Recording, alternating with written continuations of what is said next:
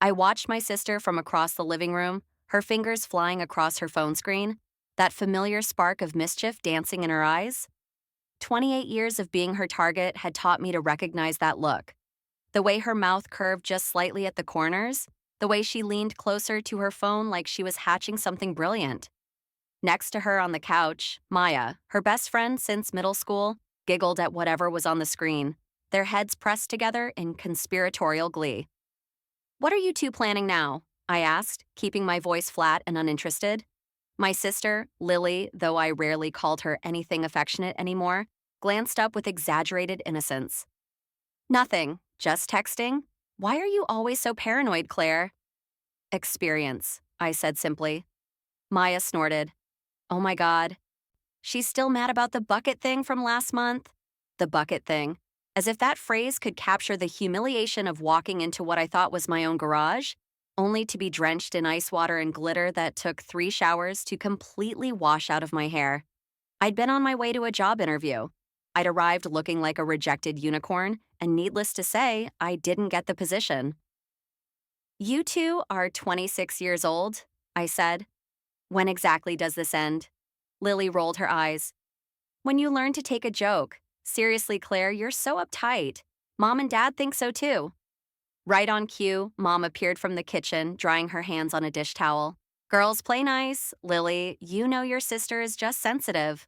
Claire, honey, you really should try to lighten up a bit." "Your sister's just having fun." My jaw tightened, but I said nothing. I'd learned years ago that defending myself only made me look worse. The killjoy, the sensitive one, the sister who couldn't take a joke. Never mind that Lily's jokes had consequences. Never mind the ruined clothes, the missed opportunities, the small betrayals that added up over decades. I stood and walked to the window, pretending to admire the late afternoon light while actually watching the reflection in the glass. Lily and Maya were definitely planning something. Their whispered conversation, the way they kept glancing at their phones and then at me, the barely suppressed excitement radiating from them both. My phone buzzed, a text from Dad. "Coming home early, bringing the new neighbor to meet everyone. Be nice." The new neighbor. That would be the man who'd moved into the old Henderson place 3 weeks ago. I'd seen him exactly twice. Once unloading boxes from a sleek black SUV, once checking his mailbox while talking intensely on his phone. Mid-30s, expensive watch, the kind of bearing that suggested he was used to being in charge. The neighborhood gossips couldn't figure him out, which only made him more intriguing. "Ooh, is Dad bringing that hot neighbor guy?" Maya asked, clearly reading over Lily's shoulder as my sister checked her own phone. "Perfect timing," Lily murmured, and my stomach dropped. I turned from the window. "Don't." "Don't what?" Lily asked with theatrical innocence. "Whatever you're planning, leave him alone. He just moved here." "Wow, protective much? Do you have a crush on Mystery Man?" Lily's eyes gleamed. "That makes this even better." "Makes what even better?" She stood stretching like a cat. "You'll see. Come on, Maya, we need to set up." They disappeared upstairs, their footsteps and muffled laughter echoing through the house. Mom had returned to the kitchen, humming to herself, completely unconcerned. I stood in the living room, my mind racing through possibilities. When you've been pranked your entire life, you develop a sixth sense for danger, and right now, every instinct was screaming. I thought back to when we were kids. I must have been 7, Lily 5. She'd swapped my lunchbox with an identical one filled with inedible items: dog biscuits, paper, a sandwich made with cardboard instead of bread.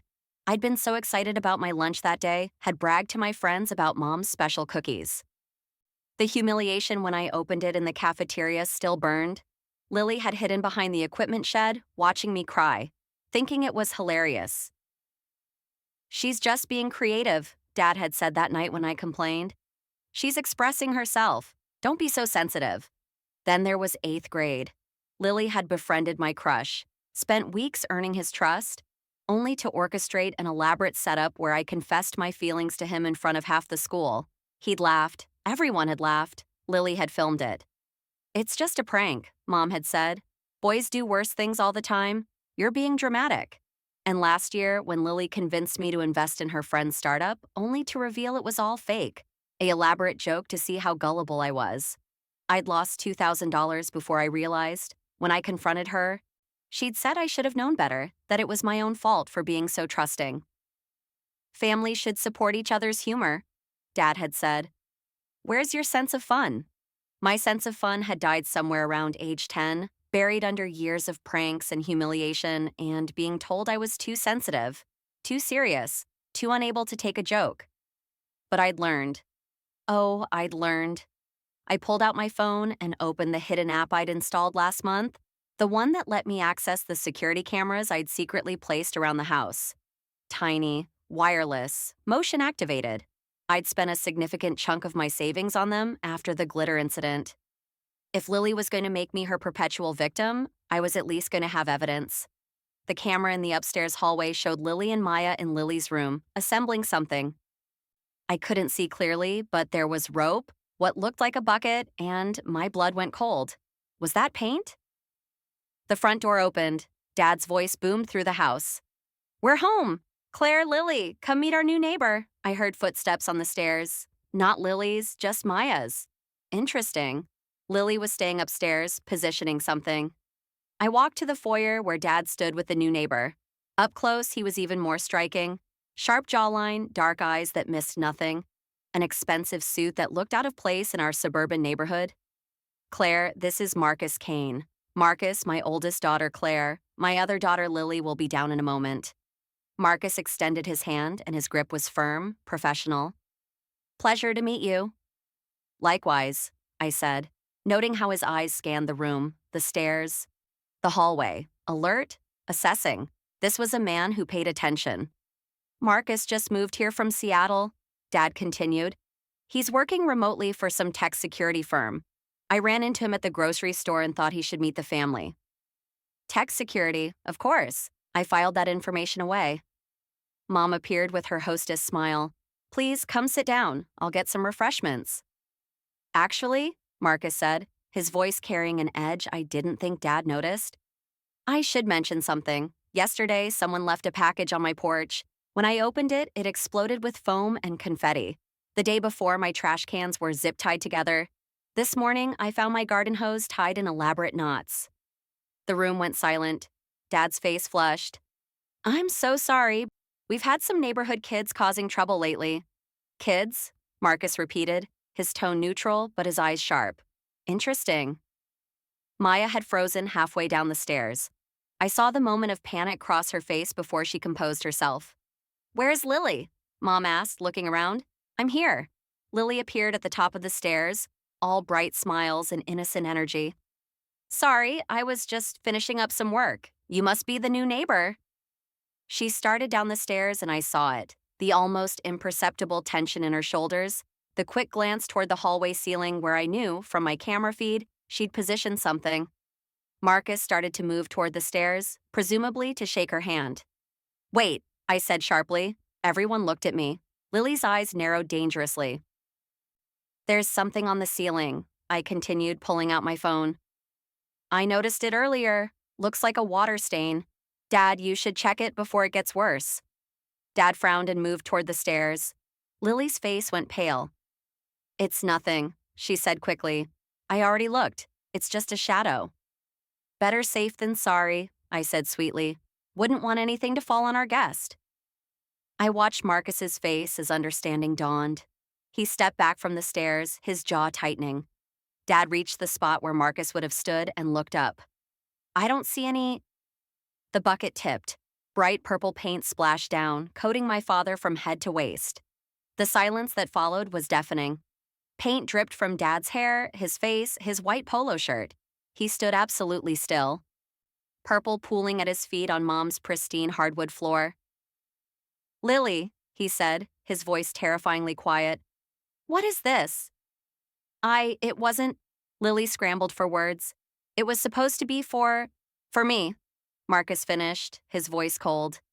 Like the foam package, like the trash cans, like the hose. No, I mean, it was just a joke, a prank. Everyone does it. I don't, I said quietly. All eyes turned to me. I never have. Because pranks aren't funny when someone gets hurt, when someone gets humiliated, when someone suffers real consequences. Oh, here we go, Lily snapped, her fear morphing into defensive anger. St. Clair, who's never done anything fun in her whole boring life. Remember my job interview? I cut her off, my voice sharp as glass. The one where I showed up covered in glitter because of your bucket prank? I didn't get that job, Lily. That job that would have let me move out, start my own life. Or the $2,000 I lost to your fake investment scheme? Or the time in 8th grade when you humiliated me in front of Jason Carter? You're still mad about middle school? Lily laughed, but it sounded hollow. God, Claire, grow up. I did grow up, I said. I grew up always watching my back, always wondering when the next prank would come, always being told I was too sensitive when I objected to being made a fool. Mom stepped forward, paint dripping onto her shoes from where it had splattered off Dad. Claire, honey, this isn't the time. When is the time, Mom? I turned to her. When is it ever the time to talk about this? You've always told me to lighten up, to take a joke, to stop being so serious. But have you ever, even once, asked Lily to stop? Have you ever considered that her fun comes at other people's expense? It's harmless, Lily shouted. It's just pranks. Everyone thinks they're funny except you. I don't think they're funny, Marcus said quietly. Everyone looked at him. I moved here for peace and quiet. Instead, I've been harassed for 3 weeks. I was actually considering involving the police. Lily's face went sheet white. Maya, still on the stairs, looked like she wanted to disappear. But it was just, we didn't mean, Lily stammered. You didn't mean what? I asked. You didn't mean to cover our neighbor in foam? You didn't mean to vandalize his property? You didn't mean to dump paint all over Dad? I paused. Or did you mean all of it, but only when you thought you'd get away with it? Claire, Dad said, purple paint still dripping down his face. What are you saying? I pulled up my phone and opened the camera app. I'm saying I've been documenting everything for the past month. Every prank Lily and Maya have planned, every setup, every execution, including this one. I turned the screen to show the footage of Lily and Maya setting up the paint bucket, their laughter clearly audible as they discussed how funny it would be when that stuck-up neighbor got drenched. You were spying on me, Lily shrieked. I was protecting myself, I corrected, and apparently protecting others too. Marcus stepped closer to look at my phone. Is that from today? About an hour ago, I confirmed. I swiped to show other clips. Here's the foam package being prepared. Here's Maya tying up your trash cans while Lily films. Here's both of them knotting your garden hose. You little snitch, Maya hissed from the stairs. You're the one who committed vandalism, Marcus said coldly. On camera, with clear intent. Dad wiped paint from his eyes, his expression shifting from shock to something harder. Lily, living room, now. But Dad, now. I'd never heard that tone from him before. Lily and Maya slunk into the living room. Mom followed, looking dazed. Marcus glanced at me. Thank you, he said quietly, for the warning. I'm sorry about all of this, I replied. She's targeted me my whole life, but dragging you into it was wrong. How long has this been going on? 23 years, I said. Since she was old enough to plan mischief? Something flickered in his eyes. Recognition, maybe understanding. And your parents never stopped her? They thought it was harmless, funny, creative even. I looked toward the living room where I could hear raised voices. I think that's changing now. We walked into the living room together. Dad stood in the center, purple and furious, while Mom sat on the couch looking like her world had tilted. Lily and Maya huddled together, defiant but scared. Do you have any idea how much damage you've caused? Dad demanded. Not just today, but all the times before. Claire's job interview, her money, the humiliation. She should have gotten over it, Lily muttered. It was years ago. I have the videos from years ago, too, I said calmly. I'd anticipated this moment, prepared for it. I'd gone through old family videos, found footage that Mom and Dad had forgotten about. Lily's pranks captured in the background, my tears that everyone had dismissed. The pattern of behavior clear and undeniable when viewed all at once. I connected my phone to the TV and hit play. The room fell silent as clip after clip played. 7-year-old me opening that lunchbox. 13-year-old me being humiliated in front of Jason Carter. 16-year-old me discovering Lily had told my boyfriend I was cheating on him. Another prank. 19-year-old me crying at Christmas when I opened a gift that turned out to be a box of trash. 23-year-old me covered in glitter, my interview outfit ruined. And in every clip in the background or captured on someone's phone, Lily and Maya laughing. Sometimes mom and dad laughing too, or at least smiling indulgently. When the montage ended, mom was crying. Dad looked stricken. I didn't realize, mom whispered. I didn't see it all together like that. Because you never wanted to see it, I said, not unkindly. It was easier to tell me I was too sensitive than to admit Lily had a problem. I don't have a problem. Lily jumped up. This is ridiculous. You're all acting like I'm some kind of monster when all I did was have a little fun. Fun? Marcus spoke up, his voice cutting. You vandalized my property. You harassed a neighbor you don't even know. And according to that video evidence, you've been tormenting your sister for over 2 decades. He turned to Dad. I came here tonight to warn you that if one more prank happened, I was filing a police report. But now that I've seen this, I think we need to discuss legal consequences for what's already occurred. Lily's face went from angry red to ghostly white. You can't, it's just pranks. It's vandalism, harassment, potentially stalking, given that you were targeting me specifically. Marcus pulled out his own phone. I have photos of every incident, timestamps. My security cameras caught Maya on my property. Maya made a small, strangled sound. Wait, Dad said, holding up a purple hand. Let's talk about this. Marcus, please. We can make this right. How? Marcus asked, not hostile but genuinely curious. How do you make up for years of this behavior? I stepped forward. I might have an idea. Everyone looked at me. I took a breath. Lily needs consequences, real ones, not just a talking to that everyone forgets about in a week. I met my sister's eyes. She needs to understand that actions have repercussions. What are you suggesting? Dad asked. First, she and Maya need to formally apologize to Marcus, in writing. And they need to clean up everything they've damaged, repaint his fence, fix his garden hose, professionally clean his porch from the foam. That's fair, Marcus said. Second, I continued, Lily needs to pay me back the $2,000 she scammed from me, with interest. That was a joke, Lily protested. Then it's a joke that costs $2,300, I said calmly. You can pay it in installments if you need to.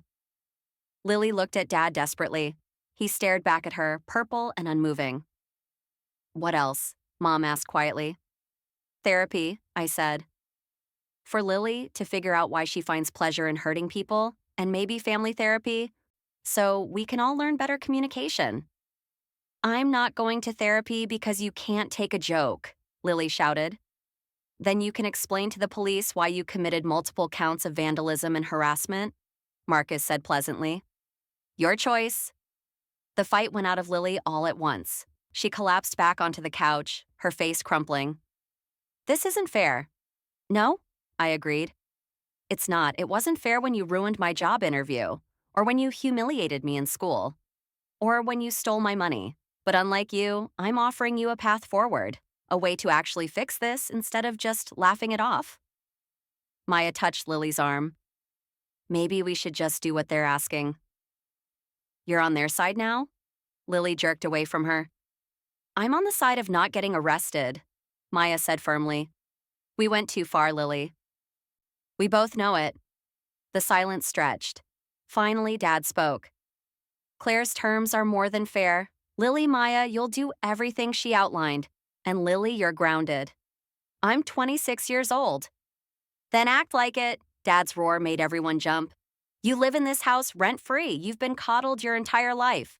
That ends now. Until you've completed everything Claire asked for, you follow our rules or you find somewhere else to live.